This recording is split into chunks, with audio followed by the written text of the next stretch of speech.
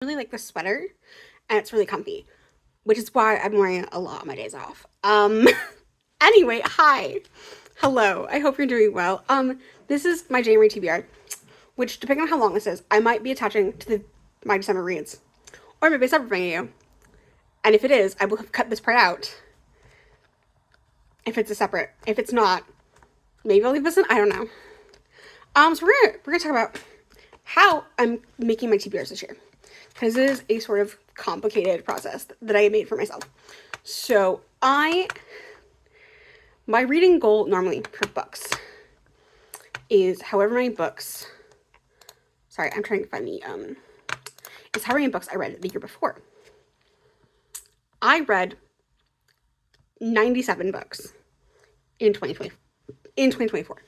So I have to read 97 books, or I have to. The hope is to get to 97 books in 2025. So I went through and I took the monthly averages for the last 3 years of my reading. And that was not even close to 97. So I then took all of the months that were smaller, and I added to them until I got to 97. So this is one of the bigger months at 10 books for an average. So I have 10 books here. I actually don't. I actually have 8 books here. I think, if I count correctly.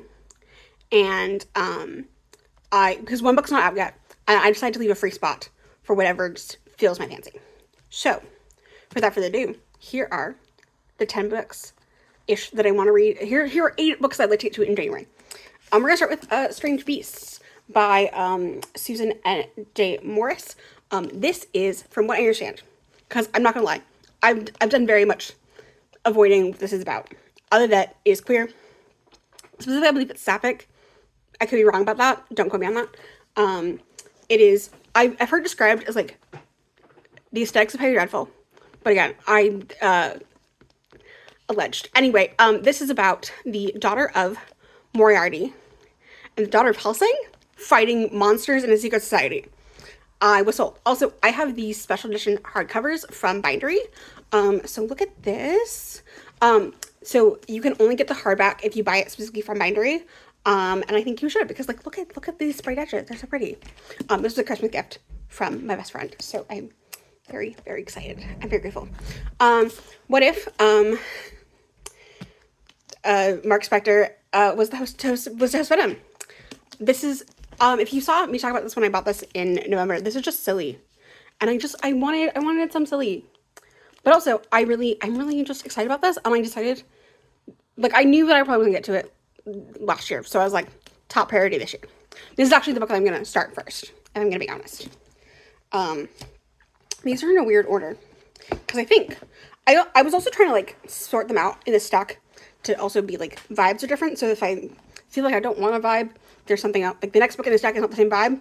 In case I decide that I'm, like, I don't want a next, like, so I'm not doubling up on, like, fantasy or romance or something. So, next we're gonna do Dirt Music by Tim Walton. This is about, let's see if I can remember this. It is about this gal who is like dating and is in a relationship with one of the local owners of like a crab or lobster like farming situation. I don't know what's the situation, so it's fine. And she's miserable. She's basically a stay-at-home mom to his kids that are not her kids. And she's kind of miserable. And then she meets a mysterious man who turns out used to have a license for fishing, doesn't anymore, but still does it at night. And is also a musician. And I liked the movie, and we'll see if I like the book. But yeah. Also, this was shortlisted for the Booker Prize in 2002 when it came out. So, that's cool. Next up, we have a reread, and that is Desperate Measures by Kay Roberts. This came out in this edition came out in 2020 last year, in October. This is the traditionally published version of the book with these red sprayed edges. But yeah, I'm very excited to reread this because I already know I like it. Also, it'll be interesting because I didn't realize when I started reading the series the first time that there's actually like some things that actually like they're largely standalones, but there are some things that do matter in terms of like references to other stories. So reading them in order is actually kind of important. Also, this is my first time reading them in order, so I'm very excited about that. Also in like fiction, also in romance. I'm gonna read The Social Scoundrel by Kate Sebastian. I have a bunch of her. I want to read some of her newer titles, but I bought a bunch of her backlog titles, and this is the first of 3 that I have that I still need to read before I'm allowing myself to buy any more Kate Sebastian books. Because there's like 2 that I want to read. That one that came out this year, and then or 2024, which is when I'm filming this. And then another one that came out fairly recently. I think maybe also last year. I don't know. My one nonfiction guaranteed is Ben Rhodes' The World as It Is. This is his memoir after leaving the White House. Yeah, I'm gonna read it. Like that's just kind of I don't really. I feel like that one's not gonna be everyone else's cup of tea, so I'm just not gonna have a whole lot. I have had this book for forever, so I figured why not finally read it. And it's a short one. Do Andrew's Dream of Electric Sheep by Philip K. Dick. I feel like there's been other months where I've been like, I'm gonna read this, and I just haven't. But we're gonna try in January. So now I mentioned that one of the books that I'm wearing this month is not out yet. It is because it's Forbidden Games by Kay Robert, which is book 1 and 2 so the Make Me series is 4 short novellas that are all they're all standalones, but I've read from people who have read this repress that the advanced copies of both Illicit Temptation and Forbidden Games, that you should, even though they are all standalones, you should still read Forbidden Games first because there are nods to things that happen in those that were just like are fun surprises in here. So Forbidden Games comes out, I think, like the week of the 15th. So I'm going to pick it up on Thursday, probably or Wednesday on my day off, and then read both. So that is why it's not there. Also coming out this month, because I think I'm going to use my TBR to like highlight books that I'm excited about that are coming out each month, is Siren's Call, and I don't remember the full title, which is why I will have a photo of the book here by Chris Hayes. I read Chris Hayes' last book, A Holly Nation, and I think he picks really interesting topics. It's very clear that he picks topics to write about that he himself is interested in. And so an entire book from him on the attention economy sounds like right up my alley. So I'm very excited to read this. I probably will not get to it this month because it comes out on the 28th. And I just like don't see myself because I typically buy books. So books come out on Tuesday, and I typically have Wednesday, Thursday off. So I typically go to the bookstore Thursday because I get paid on Thursdays. And I don't see myself between Thursday and the end of the month finishing this book. That's literally it. That's literally why I'm like, this is just going to be a later date book. I'm very excited about it, but I might still buy it at the end of the month and then just like hold off until like April, because January is, so I have like, some months I have themes and other months I don't. January is like a nothing, is not as a no themed month. February I try to read African American authors because it's Black History Month. March I try to exclusively read female authors, although I mostly do anyway, but I try to specifically carve out, like, get through just whatever I feel like, but specifically with that frame. It's also the trans rights readathon, so I'm gonna try to read some trans femme authors in March as well. So if I do pick this up in January, it probably won't be read till April, so I actually might hold off on buying it in January, and then picking it up in April, and then reading it in April. But we'll see. Because April started my next free square for like whatever I feel like. But we'll see. It'll also be nice though, because it'll fit in like my nonfiction for the year. But again, we'll see where it ends up landing. But yeah, that is my TBR for January. Happy New Year. I decided to put my January TBR first. I don't know why. Actually I do know why. It's because the comment about the sweater was already there. And I did not mean to wear the sweater 2 Thursdays in a row, but here we are.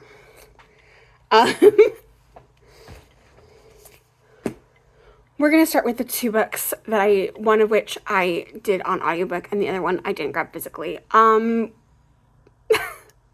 Let's start with the one I didn't grab physically because I just was lazy. I decided to count the Eras Tour book. So, and I'm not going to really talk about it because either you care enough to have already read and have your copy of the Eras Tour book, or you don't. Like, I'm not going to sell you on that. Nor would I necessarily want to. Like, it exists, and I read it, and yeah. Then I reread, although it was my first time audiobook, Tiger Lily. 17-year-old me gave this book a 5. 27-year-old me understands why 17-year-old me gave 5 stars, but ultimately knocked it down to like a 3.5. There were things that I liked more the second time. Like things that went over my head the first time. Like the fact that there's a heavy theme of colonialism. The fact that TikTok is clearly gender nonconforming. Over my head at 17. But the actual like romance I was annoyed by. Like it's so very like first love, like and obviously that sort of is such a theme within Peter Pan, is that it is young dumb love, but like I don't know. And really the thing that really like pissed me off more than anything is the fact that the book is being narrated by a girl. Like, it's sort of this, like, third-person limited, but also, like, weirdly, like, third-person, like, omniscient thing going on, because TikTok knows more than sometimes the characters know, but then Tinkerbell's limited to, like, but then we can't, like, read other characters' minds, because it's Tinkerbell. Like, it's so weird. It's a weird choice.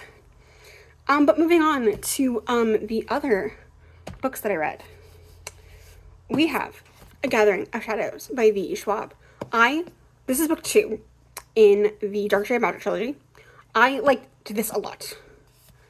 I didn't care for Delilah's parts of the story. Like, I kept being like, can we go back to Cal, please? And thank you. And apparently I'm not the only one that doesn't appreciate it. It's funny, because I remember liking both of them in the first book. I don't know what it was with this book. Like, I can't put my finger on, but here we are. Then you will have already seen this because it was in my top books of the year that were it was my top books of that were released this year. We have The Demon's Queen by Katie Robert. This is the 6th and final book in the Deal with the Demon series. I liked this. It's not my favorite of the series, but considering the fact that this is the first Katie Robert book series that I've finished, that the second book, okay, sorry, there's a duology that I finished. I forgot. There's a duology that I have finished. I'm not counting that duology. I'm talking like more than 3 books series that she's done, where this is the first time where I actually don't hate the last book. So, like, if you look at my reviews, I'll start off for the O'Malley series. I gave like book 6 is like the one that has the smallest, like those stars I gave to. I'm pretty sure it's the same with Wicked Villains. And so yeah, the fact that this one actually, like, I feel like was a successful end of the series. Not probably because it's a novella, but you know, Then I liked this book overall. But I definitely preferred certain characters' POVs because I adore some characters more than others.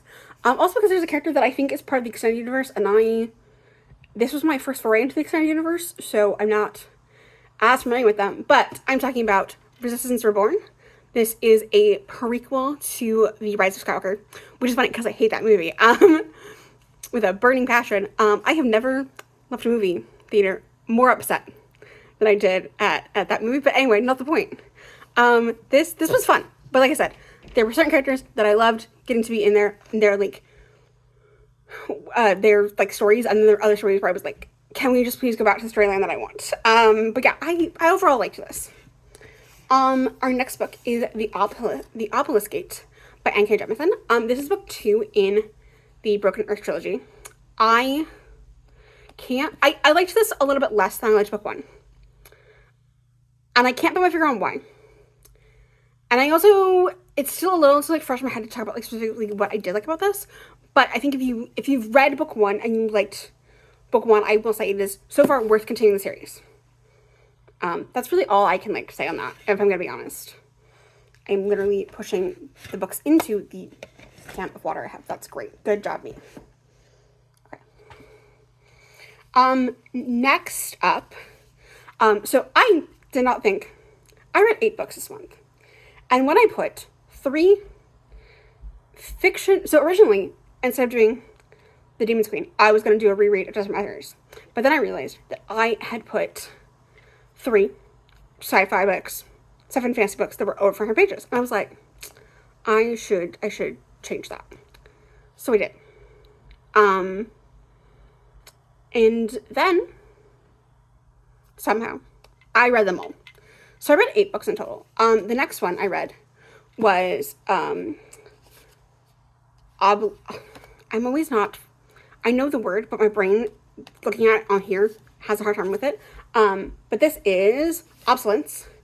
This is a collection of short stories, that are a mixture of sci-fi, fantasy, and, hang on. Sorry, my phone was like, you're running low on storage. So I was like, well, let's just clean some stuff out. So this is a collection of short stories that are sci-fi, fantasy, and horror. And I have yet to find a short story collection that I'm like obsessed with. This was fine. This is the second, this is from, Shortwave Publishing. This is the second one of theirs that I have read, which is funny because this is actually the one I ordered first. Because this is how I found out about them. Because one of the editors for this, is Christina Houghner, and she's a local author, and also used to be on YouTube a lot when I was in like middle school and high school. But anyway, this was fine. If you like sort of like technology and in your sci-fi horror, then I think this is it's very heavily focused on like technology. But I think, yeah, if you're looking for like an anthology of sci-fi and horror, this is not a bad place to turn to. And then my final book of the year was The Body of the Goddess by Rachel Pollack. I decided to pick this up because I decided that I was going to give Rachel Pollack one more chance, because I didn't particularly like 7 Degrees of Wisdom. It was a little too gender essentialism for me. Like, very much like, this is how men are and this is how women are. Like, and there's still a little bit of that in here because it is dealing with like goddess work, but like I got more out of this than I did 7 Degrees of Wisdom, is kind of where I fall on that. And yeah, and as I work with Persephone next year, I'm definitely gonna come back to the chapter, oh gosh, the chapter 8, The Body with the Dead. But yeah, this was actually really good, and I think a great way to like end my year of reading. But yeah, thank you so much for watching, and I will see you next time.